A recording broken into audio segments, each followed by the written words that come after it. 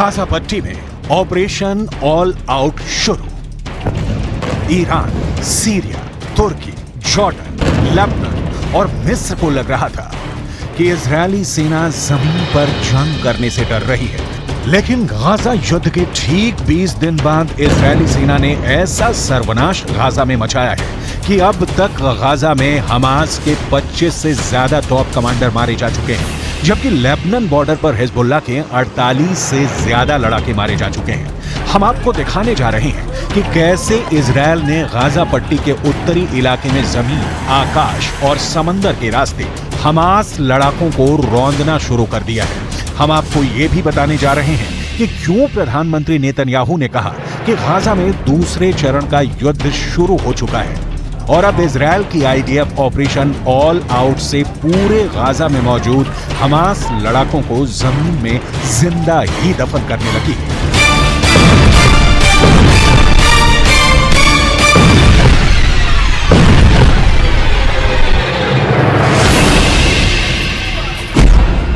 जिंदा दफन कर दिए गए हमास कमांडर। 7 अक्टूबर के बाद से हमास लड़ाकों को इजरायली सेना ने एक भी मौका नहीं दिया है कि वो इजरायली सेना और नागरिकों को तबाह और बर्बाद कर पाएं। 3 हफ्ते से ज्यादा की जंग में 9500 से ज्यादा लोग मारे जा चुके हैं। 1405 इजरायलियों की मौत हो चुकी है, जबकि इजरायली सेना के 321 जवान मारे जा चुके हैं। वहीं हमास लड़ाकों और फिलिस्तीनियों की मौत का आंकड़ा 8000 से ज्यादा हो चुका है। ये मौतें तो सिर्फ ट्रेलर है, असली सर्वनाश 18 घंटे पहले शुरू हो चुका है। इजरायल की आईडीएफ ने ऑपरेशन ऑल आउट के जरिए जो विनाश लीला गाजा पट्टी के उत्तरी इलाके में शुरू की है, वो वाकई में रूह को कपा देने के लिए काफी है। देखिए इजरायली सेना कैसे गाजा में बड़ी इमारतों के नीचे मौजूद हमास की सुरंगों में मौजूद लड़ाकों को जिंदा ही दफन कर रही है।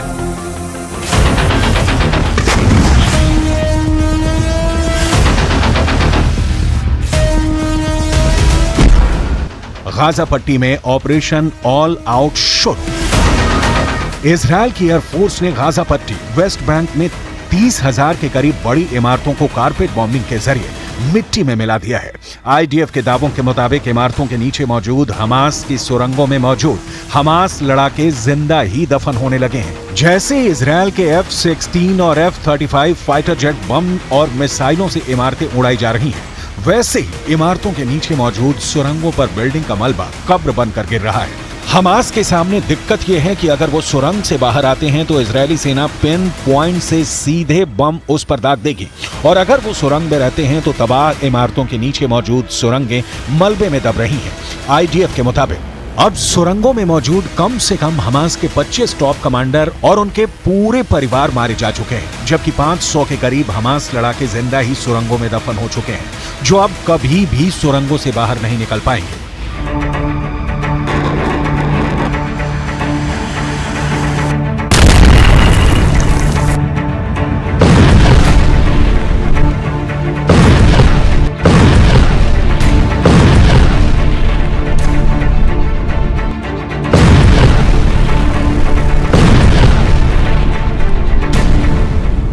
והמלחמה על פי תוכנית. אנחנו מרחיבים בהדרגה את הפעילות הקרקעית ואת היקף הכוחות שלנו ברצועת עזה. הפעילות מהקרקע מורכבת וכוללת סיכונים גם לכוחותינו. נעשה כל שביכולתנו מהאוויר, מהים ומהיבשה על מנת להבטיח את ביטחון כוחותינו ולהשיג את מטרות המלחמה. F-16, F-35 ने शीर डाला गाजा। 41 किलोमीटर लंबी और 10 किलोमीटर चौड़ी गाजा पट्टी में पिछले 18 घंटे से इजरायली वायुसेना ने 150 लड़ाकू विमानों से अंधाधुंध बम और मिसाइलें बरसाई हैं। 26 से 28 अक्टूबर के बीच आसमान से फाइटर जेट और जमीन से इजरायली टैंक और तोपखाना हमास सुरंगों पर सीधा हमले कर रहे हैं। खबर आ रही है कि आईडीएफ ने ज़ोहोर अद-दिक में टैंकों से भीषण हमला किया है। इसके अलावा गाजा सिटी, अल जदीदा, रीमाल, शाती रिफ्यूजी कैंप, जबालिया पर टैंकों, तो बख्तरबंद, रॉकेट से इजरायल ने कम से कम 800 हमले किए हैं। इजरायल के F-16 और F-35 फाइटर जेट ने गाजा को लगभग चीर डाला है। तबाह इमारतें और मलबे से लाशें निकालते फिलिस्तीनी लोगों को इजरायल के ट्रिपल अटैक का सामना करना पड़ रहा है।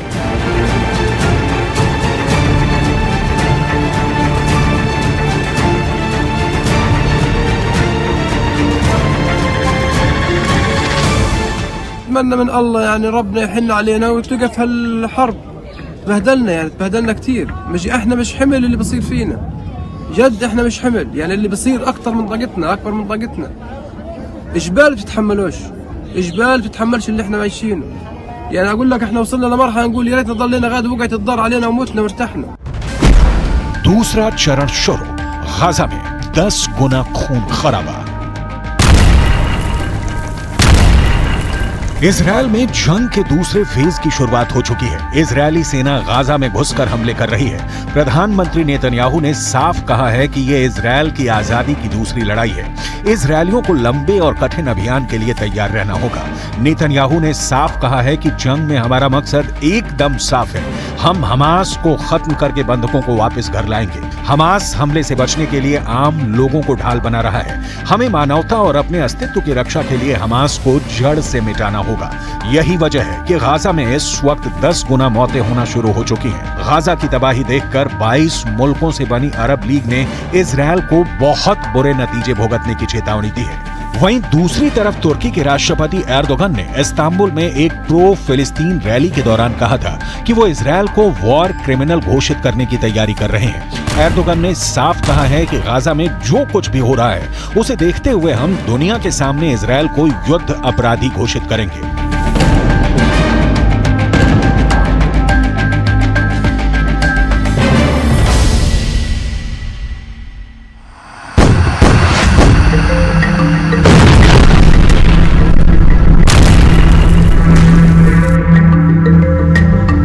आईडीएफ ने दावा किया है कि हमास आतंकियों की लोकेशन ट्रेस करके उनके ठिकानों को तबाह कर रहे हैं। उधर पश्चिम मीडिया की रिपोर्ट के मुताबिक इजरायली सेना ने नॉर्दर्न गाजा को जंग का मैदान घोषित कर दिया है और लोगों से गाजा छोड़ने को कहा है।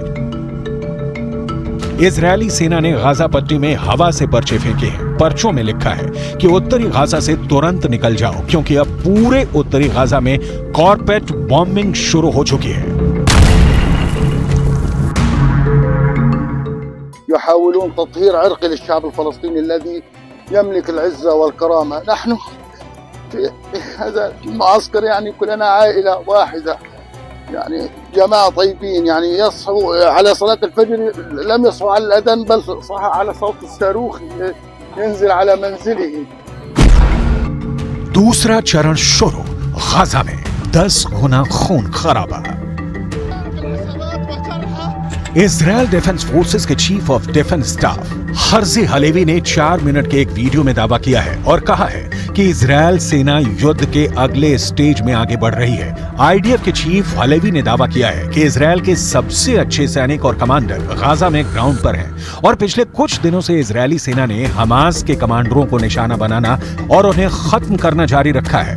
खबरों के मुताबिक आईडीएफ के 150 फाइटर जेट्स ने 72 घंटे के अंदर 5000 से ज्यादा हमले गाजा पट्टी में किए हैं। 27 अक्टूबर की रात हुई भयंकर बमबारी में गाजा में 150 से ज्यादा अंडरग्राउंड सुरंगें पूरी तरह से तबाह हो गई हैं, जिसमें दर्जनों हमास लड़ाके मारे जा चुके हैं।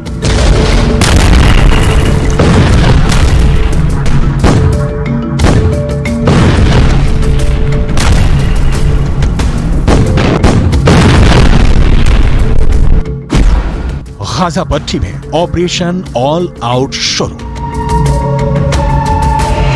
गाजा इंतजार कर रहा है। गाजा अपनी मौत का तमाशा देख रहा है। इजरायल और हमास के बीच जारी जंग में सब कुछ बड़ी तेजी से तबाह हो रहा है। इजरायली सेना गाजा पट्टी में उत्तर से लेकर दक्षिण तक वेस्ट बैंक और लेबनान बॉर्डर पर हर दिन 500 से ज्यादा हमले कर रही है। इजरायल की आईडीएफ हमास के ठिकानों, कमांड सेंटर, सुरंगों और रॉकेट लॉन्चर्स को निशाना बना रहा है। खबर के दावों के मुताबिक 1700 से ज्यादा लोग इमारतों के नीचे दफन हैं। इजरायली सेना के मुताबिक इजरायली नेवी ने खान यूनुस में एक मिसाइल पैड पर हमला किया। इजरायली सेना ने यह भी दावा किया है कि वो रात में टैंकों के साथ उत्तरी गाजा में घुसे थे और आराम से हमास लड़ाकों को मारकर भाग गए। आईडीएफ ने हमास के कई ठिकानों और रॉकेट लॉन्च पोजीशन को निशाना बनाया है।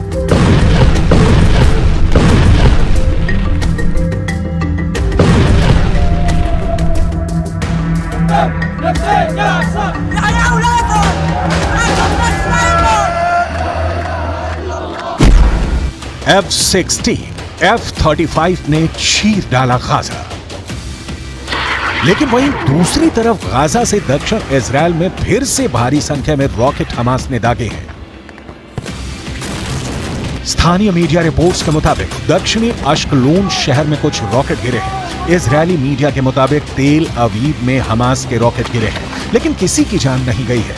कुछ जानकारों के मुताबिक हमास मुस्लिम देशों के बीच हीरो बनता जा रहा है। कतर में भी अब इजराइल के खिलाफ खुलकर बोलने लगा है, जबकि जॉर्डन, लेबनान, सीरिया, ईरान, तुर्की और दबी जुबान से मिस्र भी इजरायली हमलों को लेकर सख्त तेवर दिखाने लगा है। लेकिन इजरायल के पीएम नेतन्याहू ने सैनिकों का हौसला बढ़ाते हुए फिर कहा है कि इजरायल गाजा से हमास का पूरी तरह से खात्मा करने के बाद ही जंग रोकेगा।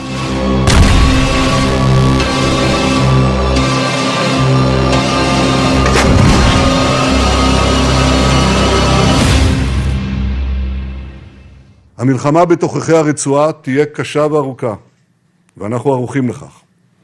זאת מלחמת העצמאות השנייה שלנו. נילחם על הגנת המולדת. נילחם ולא ניסוג. נילחם ביבשה, בים ובאוויר. נשמיד את האויב מעל הקרקע ומתחת לקרקע. נילחם וננצח. יהיה זה ניצחון של הטוב על הרע, של האור על החושך, של החיים על המוות. गाजा पट्टी में इजरायल का ऑपरेशन ऑल आउट हमास के लिए सर्वनाश साबित हो रहा है। दिक्कत यह है कि मुस्लिम मुल्क चाहकर भी हमास के हथियारों से मदद नहीं कर पा रहे हैं, जबकि ईरान दांत पीसने को मजबूर हो रहा है, लेकिन इजरायल पर हमले की हिम्मत नहीं जुटा पा रहा है, क्योंकि ईरान को पता है कि अगर इजरायल पर हमला किया तो अमेरिका ईरान को तबाह करके रख देगा। अब देखना होगा कि अगले 24 घंटे में इजरायल का दूसरा चरण हमास को गाजा पट्टी में कहां-कहां दफन करता है।